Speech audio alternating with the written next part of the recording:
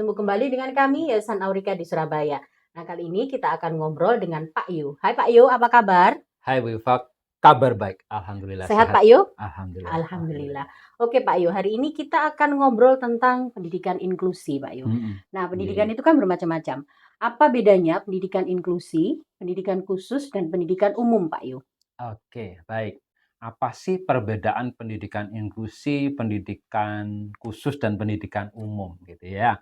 Nah, yang jelas pendidikan inklusi itu adalah pendidikan yang memberikan kesempatan pada anak-anak dengan kebutuhan khusus untuk berada dalam satu ruang kelas atau berada dalam satu sekolah untuk mendapatkan layanan yang sama dengan teman reguler, gitu Hmm, ya. Jadi eh, memberikan kesempatan pada anak-anak berkebutuhan khusus untuk bisa belajar di ruang kelas, satu ruang kelas, atau di satu sekolah. Jadi artinya satu sekolah berarti di ruang yang berbeda, tapi berada di satu Satu sekolah. sekolahan, gitu ya. Itu yang pendidikan inklusi. Kalau pendidikan khusus itu adalah pendidikan yang memang di situ hanya menampung anak-anak dengan kebutuhan khusus saja, tidak ada siswa regulernya. Nah, yang dimaksud dengan anak-anak berkebutuhan khusus di sini adalah misalnya anak tunanetra, anak tunarungu, anak tunagrahita, anak tunadaksa, anak autis, anak ADHD, dan lain sebagainya. Mereka dalam satu sekolah, gitu ya, semua full anak yang berkebutuhan khusus saja, gitu. Oke. Nah, kalau sekolah umum pastinya adalah ya di situ memang Sekolah. anak-anak reguler, gitu Oke. ya. Anak layanannya pun bukan layanan yang memberikan perhatian pada anak-anak dengan kebutuhan khusus, gitu. Kalaupun ada anak masuk berkebutuhan khusus bersekolah di situ, mungkin bisa diterima, bisa jadi diterima, tapi tidak mendapatkan layanan secara khusus, Oke. gitu. Jadi dia akan disamakan dengan siswa yang lain. Jadi Oke, oke. tetap akan diterima, tapi dia mendapatkan layanan seperti siswa yang Sama, lain. oke, sama dengan anak Berbeda, reguler ya? ya, berbeda dengan sekolah inklusi tadi. Kalau sekolah inklusi, ketika ada anak berkebutuhan khusus masuk di sekolah tersebut, maka sekolah tersebut harus memberikan perhatian secara khusus apa yang menjadi kebutuhan Oke, belajar anak tersebut. Itu oke, bedanya, Bu Iva. oke. Nah, berarti kalau untuk anak-anak yang berkebutuhan khusus, Pak Yu, seharusnya anak-anak itu bersekolah di mana? Di sekolah khusus atau di sekolah inklusi, Pak Yu? Nah, kalau kita ada pertanyaan semacam itu, banyak memang yang sering kali bertanya ke saya. Ini terus sebaiknya anak saya sekolah di mana, Pak Yu? Sekolah inklusi kah? Sekolah khusus kah? Atau sekolah umum kah? Begitu ya. Kita balik lagi kalau pertanyaan itu ditanyakan ke saya akan bertanya balik, apakah putra-putri Bapak Ibu siap berada di sekolah inklusi? Nah, jadi kita kembalikan lagi pada bagaimana kemampuan anak, gitu ya. Kenapa kok kita kembalikan kepada kemampuan anak? Jangan-jangan nanti ketika kita sudah memaksakan nih sebagai orang tua, ini kan harusnya memang boleh anak saya diterima di situ, kemudian kita maksakan anak di situ, tapi sementara secara kemampuan akademiknya anak tidak mampu, kemandiriannya masih Masih belum kurang ya? ada, terus kemudian belum mampu berkomunikasi, berbicara, dan berbahasa. Ketika kita paksakan anak ini berada di sekolah inklusi yang notabene memerlukan komunikasi, bahasa, dan berbicara dan perilaku yang sudah baik, anak tidak akan mampu mengikuti pembelajaran di sana. Kasihan kan anaknya jadinya. Sehingga apa? Dia tidak mendapatkan apa-apa malahan di sekolah inklusi. Tapi ketika dia dengan segala kekurang mampuannya tadi berada di sekolah Khusus, khusus, iya. mungkin dia akan bisa mendapatkan layanan yang lebih baik. Apalagi kalau sudah dalam tanda kutip secara akademik dia tidak mampu mengikuti. Dia hanya mampu untuk misalnya life skill-nya yang kita asah, kita kembangkan. Kalau kita paksakan di sekolah inklusi yang notabene masih ada akademiknya, dia nggak akan dapat apa-apa. Tapi di sekolah khusus, dia akan lebih banyak berkembang. Karena skill-nya akan lebih diasah di sana. Mungkin dia punya kemampuan untuk keterampilan tertentu. Nah, dibaca oleh guru-guru di sekolah khusus, itu yang akan dikembangkan. Mungkin dia mampu potong rambut, mungkin dia mampu pijet untuk anak tunanetra. Sementara secara akademik dia nggak mampu. Tapi secara skill, life skill-nya dia mampu. Itu akan Hmm. lebih bagus dikembangkan di sekolah khusus. Ya. Sehingga kita tidak perlu memaksakan harus berada di mana. Kita kembalikan lagi pada bagaimana kemampuan anak untuk menentukan sekolah yang tepat buat anak kita. Itu sih Bu Ya, Iva. berarti intinya kalau kita memilih sekolah, berarti ya harus dilihat dulu Ya, kemampuan anaknya gitu ya. Kemampuan betul, anaknya betul. bagaimana. Ini berarti orang tua harus jeli ya Pak Yu, Ya. untuk tahu. Karena kalau sudah mencari sekolah kan berarti sudah memasukkan anak itu, mereka orang tua yakin bahwa oh ya dia mampu di sini gitu. Ya, Oh dia tidak betul. mampu, dia harus di sekolah Mm-mm. khusus gitu. Iya, Jadi ini betul, benar-benar tugas orang tua ya Pak Yu yang harus melihat gitu ya. Iya. Nah, berarti apa Pak Yu kiat orang tua untuk mencari sekolah inklusi yang tepat gitu Pak Yu? Ya, kalau kita berbicara mau mencari sekolah inklusi ya, maka kiat yang harus dilakukan oleh orang tua yang pertama adalah waktu. Nah, ini harus diperhatikan waktu. Jangan terlalu mendadak. Minimal, saya katakan minimal waktu untuk kita mencari sekolah itu 1 tahun. Minimal. Lama juga ya Pak Yu? Betul, minimal 1 tahun. Kenapa 1 tahun? Karena biasanya sekolah-sekolah itu ketika mengetahui bahwa anak ini ada berkebutuhan khusus, maka sekolah akan mensyaratkan misalnya untuk mendapatkan pemeriksaan psikologi kesiapan sekolah. Atau perkembangannya, Psikologi laporan perkembangan, betul. perkembangannya. Itu dibutuhkan itu. Nah, ketika anak membutuhkan pemeriksaan psikologi, itu yang saya tahu ya di salah satu lembaga psikologi di Surabaya, itu intens untuk melakukan pemeriksaan misalnya 2 sampai 3 bulan. Baru Lama bisa ya Pak Yu? dilakukan pemeriksaan. Karena ngantri, Iya. ngantri dan pengerjaannya satu anak diperiksa mungkin hasilnya 1 minggu atau 2 minggu lagi baru keluar. Nah, itu berarti kan cukup waktu. Makanya tidak bisa mendadak, sehingga orang tua harus benar-benar punya spare waktu 1 tahun untuk mencari sekolah. Ya. Nah, selain itu mungkin setelah nanti dapat hasil pemeriksaan psikologi dari sekolah sendiri, biasanya juga mengadakan asesmen. Nah, ini juga waktu lagi pasti, membutuhkan waktu lagi. Kemudian nanti ada tes apa lagi, begitu yang dilakukan oleh sekolah. Dan yang pastinya adalah kalau sudah tahu bahwa putra-putrinya berkebutuhan khusus, biasanya ini yang inden, apalagi kalau sekolah inklusinya udah bagus, banyak dikenal, itu yang inden sudah banyak. Sehingga kalau kita baru daftar 3 bulan sebelumnya gitu, nggak dapat sudah pasti. Karena mereka sudah 1 tahun sebelumnya atau sudah bahkan 2 tahun sebelumnya tahu, karena wah sekolah sana bagus. Saya mau menyekolahkan anak saya itu waktu masih TK aja sudah didaftarkan, diindenkan ke sana gitu ya. Jadi kiat yang pertama pasti waktu. Jadi minimal 1 tahun sebelumnya sudah harus cari sekolah, dan jangan hanya 1 sekolah, cari-cari pembanding sekolah yang lain sehingga kita akan benar-benar tahu sekolah mana yang memang nantinya akan benar-benar bisa memberikan layanan yang terbaik. Atau cocok sesuai dengan kondisi anaknya. Yang kedua, kiat yang kedua adalah lebih baik apabila sekolah yang kita tuju sudah pernah menangani kekhususan seperti yang dialami oleh anak kita. Misal, anak kita mengalami tunanetra, maka sekolah itu sudah pernah menangani anak yang gangguan tunanetra. Ya. Kemudian yang kedua, misalnya anak autis, sekolah itu sudah pernah menangani anak autis. Kenapa? Karena dengan mereka sudah pernah memberikan layanan seperti itu, menangani sebelumnya, sehingga nantinya ketika menangani anak kita sudah tahu nih caranya harus seperti apa, begitu ya. Nah, yang kedua itu tadi. Jadi yang ketiga adalah sekolah yang memang mau menerima. Jadi bisa jadi sekolah itu bukan sekolah inklusi, tapi sekolah umum, gitu ya. Dan belum pernah menerima anak berkebutuhan khusus. Tapi misalnya. dia open gitu. Iya, tapi sekolah itu terbuka. Nggak apa-apa, kita siap menerima, kita siap memberikan layanan. Kalau itu sudah muncul demikian, paling tidak ada komitmen dari sekolah yang siap memberikan layanan terbaik pada anak kita. Karena apa? Karena apa? Saya katakan demikian. Ada banyak sekolah yang sudah melabel dirinya sekolah inklusi, begitu.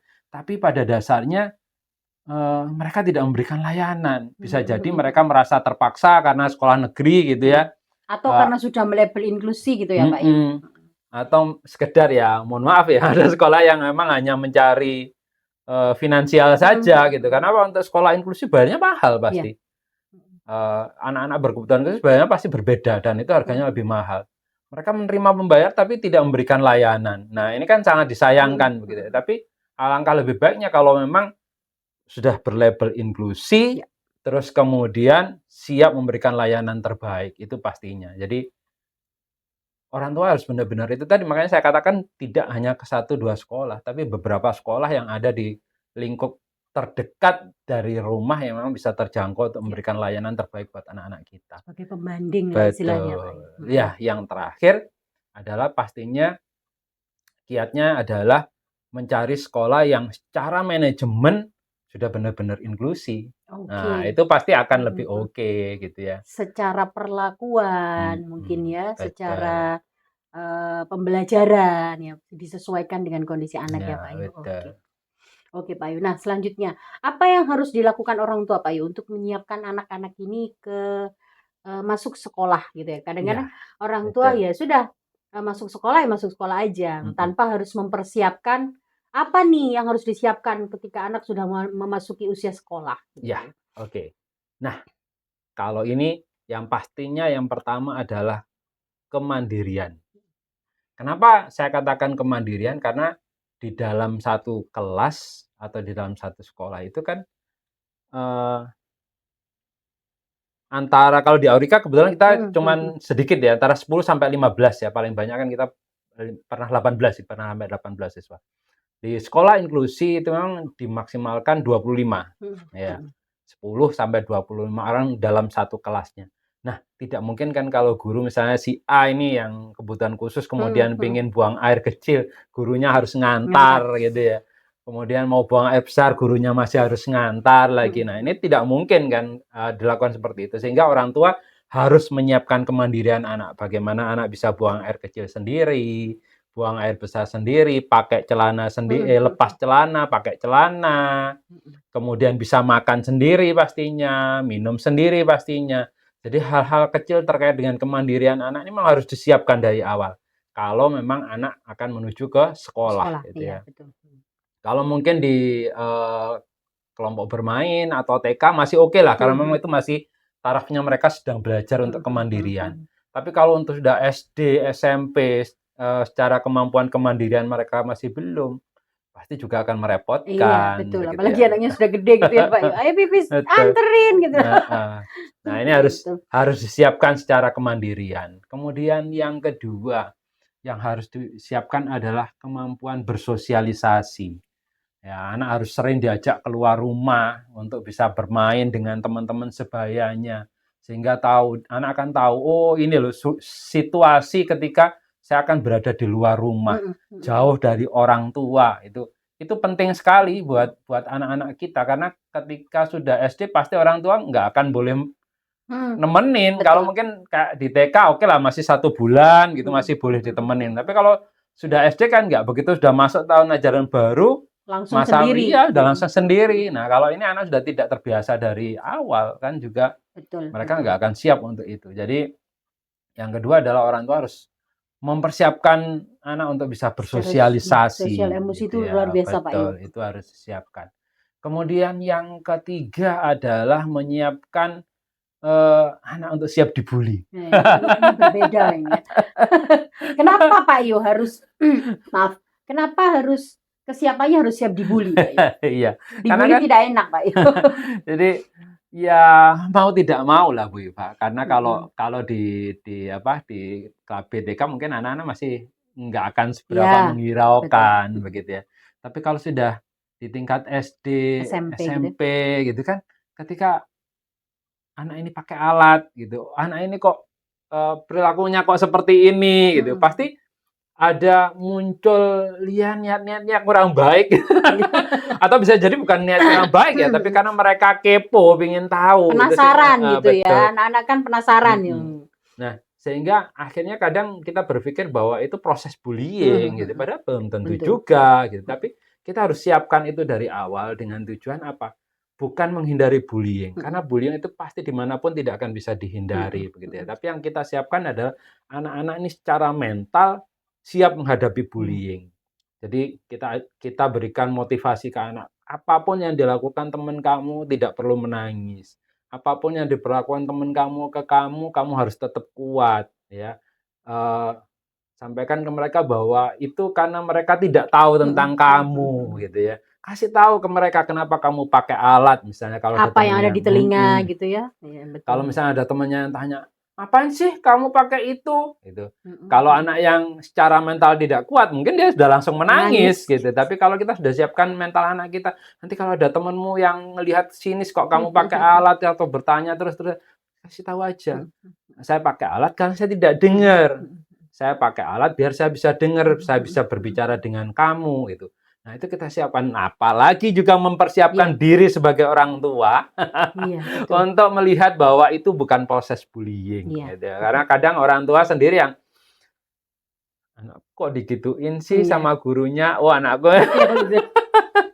orang tuanya juga harus Iya. siap nih sini Bu Iva. Karena memang, itu kesiapan yang luar biasa, Pak, ya, terutama untuk Mhm, anak ABK ya, mhm, mental mhm. itu benar-benar harus disiapkan Betul. karena, tidak semua orang paham tentang anak Iya, kita, tidak iya. semua orang tahu bahwa anak kita ini kenapa gitu. Kadang-kadang Mhm, orang tua juga harus harus menjelaskannya gitu ya ke betul. orang lain di sekitar misalnya di lingkungan sekolah, mungkin dengan Mhm, mama-mama yang di sekolah itu gitu ya, bahwa anak iya. saya memang ada gangguan pendengaran atau Mhm, memang anak saya pakai alat gitu. Nah, mhm. itu mungkin yang harus juga dilakukan gitu ya, Pak Yo, Iya, karena kan betul. kadang orang orang itu misalnya melihat itu bukan karena dia ingin menghina, tapi untuk kenapa kamu pakai itu gitu. Nah, Betul, ketika dijelaskan baru mereka mengerti, malah akan membantu gitu ya, betul, Pak Yo. betul, betul, gitu sih. Oke, sip. Mungkin yang terakhir, kiat yang terakhir ketika menyiapkan anak-anak ini berada di sekolah, sesering mungkin membawa mereka tadi berada di ruang terbuka. Iya. Main di Mhm. playground, main ke taman, ketemu sama teman-teman orang tua gitu ya. Mengaji mungkin, Mbak, Yo? Betul, Mengaji boleh, di kampung gitu kan, mhm, mengaji di tempat deket-deket mhm. rumah gitu. Itu termasuk cara paling sederhana menyiapkan anak-anak untuk siap ke sekolah Iya, ya. sosial emosi ya, Pak, ya? Betul. Jadi jangan terlalu berpikir bahwa menyiapkan harus yang spesifik, tidak. Mhm, Sering aja bawa mereka berada di mhm, tempat mhm, terbuka, ketemu dengan banyak orang, baik teman kita, saudara kita, atau yang lain pun, sehingga mereka benar-benar, mhm. nah tadi, mampu untuk bersosialisasi dengan Iya, betul. siapapun. Mungkin setiap sore ada yang, "Oh, di Mhm, sana ada anak-anak nih sepedaan nih bareng-bareng. main Nah, gitu, ayo kamu ke sana," gitu ya. betul, Dengan betul. tetap kita sebagai jembatan gitu ya, Iya, orang tua sebagai jembatan gitu ya, Pak betul, Yu, jangan hanya betul. dilepas ya, Pak Yu. Mhm, Oke, sip. betul. Nah, ada lagi Pak Yu, apa yang disiapkan Saya rasa itu sih, gitu Mbak ya? Eva, Mhm, mhm. Nah, kalau di Aurika ini Pak Yu, Aurika ini kan KBTK gitu ya, mhm. KBTK Aurika gitu ya. Aurika ini termasuk apa Pak Yu? Sekolah khusus atau sekolah umum atau sekolah inklusi Pak Yu? Ya, dari awal kita berdiri di tahun 2010, memang kita menyiapkan diri menjadi sekolah dengan program pendidikan inklusi. Menempatkan anak berkebutuhan khusus bersama dengan teman Mhm, dalam mhm, satu ruang kelas mhm, ya. Bukan hanya di dalam satu, sekolah, tapi mhm, mhm. benar-benar berada dalam satu kelas, begitu ya. Nah, cuman memang kita sampai saat ini masih membatasi, berkebutuhan khusus apa yang kita terima gitu. Kenapa? Karena ya daripada nanti kita masih belum bisa memberikan layanan yang maksimal karena Maksimal, secara betul. sarana kita masih belum Mhm, mhm. punya lengkap yang seperti standar yang seharusnya. Misalnya kalau kita menerima dengan anak, pakai kursi roda gitu Iya, ya, ruang betul. kita masih belum mampu. Terus kemudian kalau misalnya kita, dengan anak tunagrahita gitu Mhm, ya, mhm. kita, secara, kelembagaan juga masih Media dan belum media ya, juga ya? media-medianya masih belum cukup siap ke sana. Tapi, nah untuk apa yang bisa diterima di Aurika sekarang itu anak berkebutuhan khusus, khususnya anak dengan gangguan pendengaran yang saat ini sedang belajar mendengar gitu Iya. ya. Mhm, Belajar mendengar di Aurika, belajar mendengar dan berbicara di Aurika. Kemudian anak autis mungkin, mhm, mhm. anak speech delay, anak ADHD, itu yang saat Slow ini learner gitu ya, Pak, ya? itu yang masih bisa kita Iya. tangani. Sesuai dengan apa yang kita bisa gitu ya, Pak, Betul, ya? betul. Nah, kenapa kita membatasi demikian? Agar kita bisa memberikan layanan yang Maksimal. maksimal. Betul. Anaknya juga akan tumbuh maksimal. Nanti kalau kita, ya udahlah kita terima, pokoknya kita terima, sementara kita tidak cukup punya kemampuan dan sarana Iya, prasarana yang cukup, betul. kan kasihan anaknya Mhm, tidak akan mhm. berkembang nanti. Oke, Pak Itu, Yu. Pak. Oke. Berarti ini Pak Yu, bagaimana caranya Pak Yu mendaftar di KBTK Aurika ini? Ya, yang jelas seperti sekolah yang lain, pastinya silahkan datang ke Aurika untuk mendaftar. Ya, bisa Apakah langsung menghubungi. diterima atau perlu proses-proses tadi Pak Yu? Ya, yang Pak Yu sampaikan di awal, yang perlu jelas assessment dan semuanya. betul, yang jelas baik siswa yang memang kelihatan betul berkebutuhan khusus ataupun yang tidak, atau yang dalam tanda kutip anak normal, kita sebut anak Reguler normal ya, dia membuat melewati prosedur yang sama. Jadi begitu datang mendaftar, nanti akan dijadwalkan untuk melakukan proses asesmen. Nah, proses asesmen ini untuk melihat satu, kematangan anak, jadi kematangan kesiapan untuk bersekolah. Kemudian yang kedua, apakah ada kekhususan atau tidak gitu. Karena kadang orang tua tidak menyadari, karena masih kecil banget iya, kan, masih betul. kecil banget kan. Jadi orang tua tidak menyadari bahwa ternyata oh anak saya ada kebutuhan Betul. khusus begitu ya. Nah, makanya perlu sekali kita melakukan asesmen ini untuk melihat apakah anak ini berkebutuhan khusus atau tidak. Tapi kalau dari awal orang tua datang sudah menyatakan bahwa Bapak, Ibu, ada hasil dari ini, psikolog gitu ya Pak Yu. ini hasil pemeriksaan anak saya dari psikologi sama dari tumbuh kembang bahwa memang ada kebutuhan khusus dari anak saya. Oke, tidak masalah. Memang kita sudah tahu di situ. Dan kalaupun kita tetap melakukan asesmen adalah untuk melihat sejauh mana kemampuan anak dan apa yang masih harus dioptimalkan lagi untuk bisa nanti menuju ke ruang kelas gitu ya. Nah, setelah dilakukan asesmen, kemudian nanti kalau memang ditemukan ternyata ada berkebutuhan khusus dan belum ada hasil pemeriksaannya, kita akan rujuk. Misalnya, Mas, silakan ini dari hasil asesmen kita kok sepertinya putra-putrinya mengalami ini. Gitu. Kita tahu, tapi kita tidak boleh menjudge, gitu, karena kan kita nggak punya wewenang itu. Nah, kita sarankan untuk melakukan pemeriksaan psikologi kah, melakukan pemeriksaan tumbuh kembang kah, gitu, untuk memastikan apakah betul putra-putrinya itu mengalami kekhususan. Nanti, kalau toh sudah melakukan pemeriksaan semua, asesmen sudah, dan kemudian dinyatakan masuk diterima, itu ada dua kemungkinan. Kemungkinan masuk di kelas reguler langsung karena anak secara akademis mampu, secara perkembangan betul, kognisinya mampu, terus kemudian secara perilaku dia sudah bagus, komunikasinya juga sudah bagus begitu. Anak bisa langsung yang berkebutuhan khusus tadi bisa langsung masuk di kelas reguler atau kelas inklusi begitu ya. Tapi untuk anak-anak yang sedang belajar di Aurika, sedang terapi di Aurika juga, dan mereka membutuhkan kesempatan untuk belajar juga. Nah, biasanya kita tidak akan sementara mereka belum komunikasi, belum perilaku masih belum terbentuk, masih dalam proses belajar, mereka tidak akan kita masukkan di ruang inklusi atau ruang reguler, tapi kita masukkan mereka dengan adanya kita sebut dengan kelas persiapan. Kelas persiapan. Ya, jadi di Aurika itu ada istilahnya kelas persiapan, kelas yang khusus untuk anak-anak dengan kebutuhan khusus saja. Yang mana mereka secara perilaku masih belum terbentuk, secara komunikasi belum siap untuk berada di kelas reguler atau kelas inklusi. Nah, kita siapkan di sini. Kita ajari bagaimana mereka seharusnya ketika nanti mereka berada di ruang inklusi atau reguler. Nah, di sini tentunya tidak akan selamanya, tidak 1 tahun mereka berada di kelas persiapan gitu. Tapi kita akan evaluasi setiap 3 bulan. Kalau misalnya, dalam 3 bulan anak ini sudah berkembang bagus, perilakunya sudah bagus, sudah bisa duduk, sudah bisa mendengarkan, memahami instruksi sederhana, gitu. Kita akan kita cobakan mereka berada di kelas reguler atau inklusi tadi. Nah, kalau di sana sudah berkembang semakin bagus, oke, berarti full mereka berada di ruang. Tapi yang lain, ketika mereka masih butuh lagi untuk ya mereka tetap berada di kelas persiapan gitu. Untuk sampai nanti akhirnya dari hasil evaluasi itu dinyatakan bahwa mereka siap berpindah ke ruang inklusi atau ruang reguler. Itu jadi tahapannya begitu. Jadi mendaftar, dilakukan asesmen, nanti kalau membutuhkan rujukan akan dirujuk.